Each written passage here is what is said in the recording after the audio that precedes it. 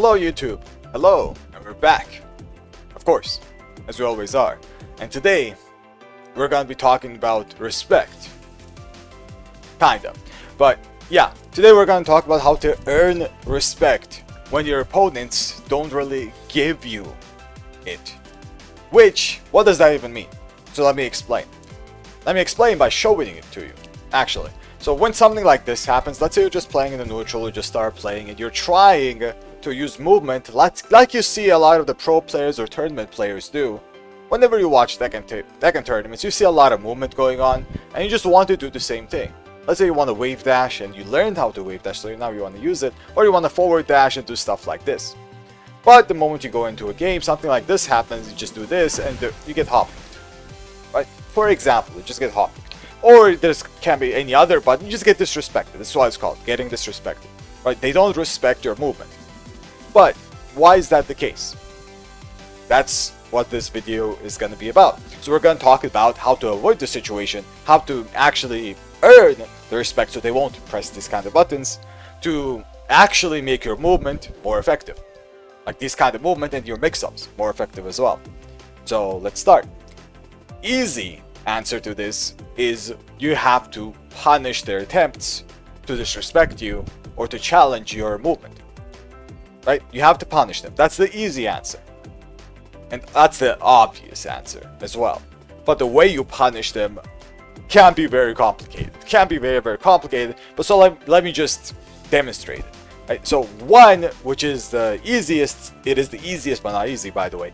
The easiest one is to just predict they're gonna do it, so you block it. So for example, in the same situation, you don't really wave dash and you just wait for this and then you punish it.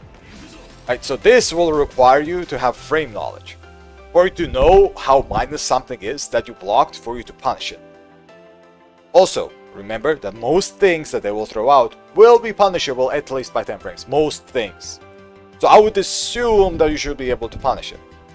But this is not easy to do. Right? This is not easy to do because you kind of have to predict and be blocking very, very well. And you have to kind of already know. So assume that they're gonna press. Even before you do anything, let's say you do your normal movement, wave dashes, assume that they're gonna press and just wait for it. Block it and punish it. One more very, very interesting thing is that the severity of the punish that you do, so how good it is, will affect their willingness to throw this out again in the future. So what do I mean by that? What I mean is that whenever you block this, and you block and let's say punish with a 1-1-2, this is a good punish, this will make them stop doing it. But the bigger punish you do, the less willing they're gonna be to do it again. Which means that if you do a better punish, this is minus 13, right? You can do a back 1-2 here. More damage. Which, they don't like more damage. You like more damage. So this is great. But now, let's do something better. Like if you block a hop kick here, let's say you block it and you do down back 1-2 instead. Now they really want to do this. Because you just gotta punish and a hit engage you off of it. And they have to get mixed now. Right? So they won't do this again. Because you just punished so damn well that they won't do it again. Now imagine the same scenario, but I just do that and I block. I didn't get blocked there, I got hit. But let's say I block, but I didn't punish it. And I just, I don't know, did anything else. Let's say I did forward 4 there, right? Something like this, which is not a punish. That is not a punish, they can block it. Now, they'll be like, okay, I just got away with that. I'm just gonna do it again. So this is basically the very easy way to stop them from doing stuff like this in general, by punishing them via block punishment. That's one, right? Block punishment. But I said punishment in general. That entails a lot of things. Second thing it also entails is whiff punishment. Now whiff punishment is a little bit more difficult. I mean, I can't really say which one's more difficult, but both of them are pretty damn difficult. Is whenever you space, let's say you do the same movement and you kind of expect them to hop kick here, you can space it correctly, and when you space it correctly, you can just punish it via whiff, something like this.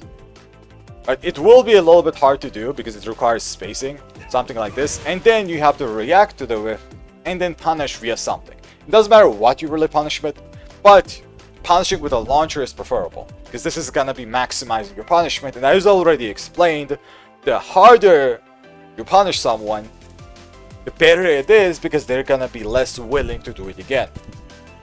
Let me explain this a little bit more. The reason why pro players don't do this stuff that much, they still do it, don't get me wrong, that much, is because they know that they're gonna get punished. They know the other opponent is also a pro player, and they know that the other opponent is really good.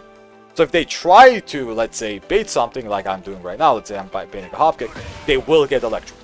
They don't want to get electric because they will lose the damn round, and they might even lose the whole game because of this. So they are playing it safe, and this is what we call respecting the opponent. Because the respect comes from ability. They respect their ability to punish them, basically. That's what the respect means.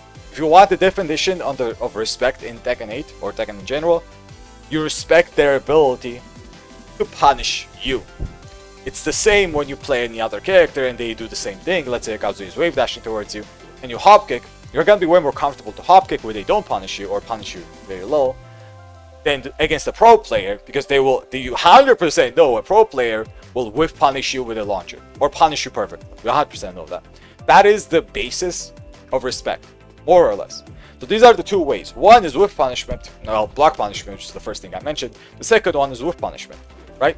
Block punishment, you have to use a movement tech, like for example, wave dash into block, something like this, right? Wave dash into blocking, or wave dash into start blocking like this, and just wait for them to press. You could also do the same thing with dashing. So it's not required for you to wave dash, you can just dash instead. Let's say if your character doesn't have a wave dash, you can do something like this. This is what pro players do. If you guys notice and watch tournament play, pro players do dashes into blocks. That is the purpose of this. The dash is there to make them scared that they're gonna do something, and the block is there for them to block whatever they're gonna do, and they punish them for it. Basically, that is the purpose of this, more or less. And you guys can do the same thing, but you have to remember that you cannot assume that they're gonna instantly respect you the moment you punish them once. Example. So whenever something like this happens, and let's say you punish them, and in the round you have another chance to do that, right? You have another chance. Don't instantly assume they're gonna respect you now and start doing this into a hell suit. Don't instantly assume, because they will not. Let me tell you, most likely they'll not. Especially in lower ranks, they will not, because it's just how it works. It is how it works. So you have to be smarter about this and play it safe. Do the same thing again until you physically, with your eyes, see on the screen that they're respecting you. And the way you see this is pretty obvious. They won't hop kick. You just do this, and they don't hop kick. For good, let's say, 3 seconds, let's say 4 or 5 seconds, they will not hop kick you. Even though you're pressuring them with movement like this, they will not hop kick you. That's when you know, okay, this guy is scared of me punishing their hop kick or whatever button they choose, right? So they're respecting me now, which means I can use my movement into mix-ups way more comfortably without fearing that hop kick. This is also a word that we call conditioning, right? We condition the opponent to be scared of us. It's really that simple. They respect us means they're scared of us because we punish them well. So these are the two ways I mentioned, but there's also another third way, which is not really a punishment, but it's also a kind of punishment, which is to read their timing. And instead of the mix-ups, because the purpose of doing something like this, like wave dashes, is to go for a mix-up at the end of the day, right? Something like this, down back 4, forward 4, whatever. Instead of doing that, you actually check them. So the check here can be a lot of things. One of the things is an electric. Let's say you know, oh, at this timing, they're gonna press. Let's say. Or you can do it even earlier, because there's not much risk of doing this kind of checks, especially if it's an electric. Like an electric, like this. Like, even if it gets blocked, it's not that big of a deal, while you still checked. And if you're right, you get a launcher. If you're wrong, this happens, so it's not that big of a deal. It's the same, by the way, with generic down forward 2s. You can do a dash into a generic down forward 2 if your character has it, and the generic down forward 2 is gonna check them while being a little minus and also safe, while being a normal hit launcher as well. Right? So it's really, really good to notice this kind of stuff and use either of these three strategies or concepts in general to neutralize the opponent's buttons, like a hop kick.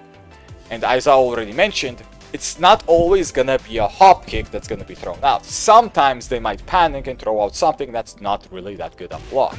Let's say a Cloud player can throw this out, and even pro players do this. Mulgold, for example, sometimes throws this out in some situations. So when they do throw this out, you have to know, oh, this is minus 15. As you guys can see, you're plus 15 there on the frame data. And when you're plus 15, you can electric this as a punish, right? It is a little bit more difficult. Like, I can't punish this right now, right? There you go, that was a punish. But what you can do is do something simple like a down forward 1-4 into a hard punish, which will make them stop doing stuff like this. So this is also another part of block punishment. As I already mentioned, you have to know the frames. This is why I said this might be the easiest to do, but this is also very difficult because you still have to know the frames that you're blocking. One thing I would suggest, if you don't know the frames yet, let's say, is to always try to punish at least with a 10-framer. At least with jabs. If you play Mishima, it's gonna be your 1-1-2. You just press 1-1 and then 2, confirm. It's the best thing that you can ever do when you're playing a Mishima. If you're playing a non-Mishima, just do your 10-frame punishment. Let's say you're playing King, 2-1. Jin, 2-1. I don't know, Armor King, 2-1. Lars, also 2-1. So many 2-1s, actually. But yeah, do your 10-frame punishment. You can also do a 1-2, just a generic 1-2 as a punisher. It's something. Something is always better than nothing. But yeah, these are the ways to basically make people respect you more. But remember, do not assume that they will respect you after you do this once, even twice or 3 times, until you see that they are doing it. Until you actually see it. So that's why it requires for you to pay attention as well. But I would 100% advise all of you guys to assume they're gonna press. Just assume they're pressing. Always assume they're pressing, especially in lower ranks. Let's say God or below. Let's say like maybe not God, a little bit lower than that, but whatever, right? Whatever rank you might choose, lower ranks, a little bit lower ranks, assume they're gonna press. But yeah, everyone, thanks for watching. Big thanks for watching, everyone, once again, and I'll see everyone in the next one. Till then.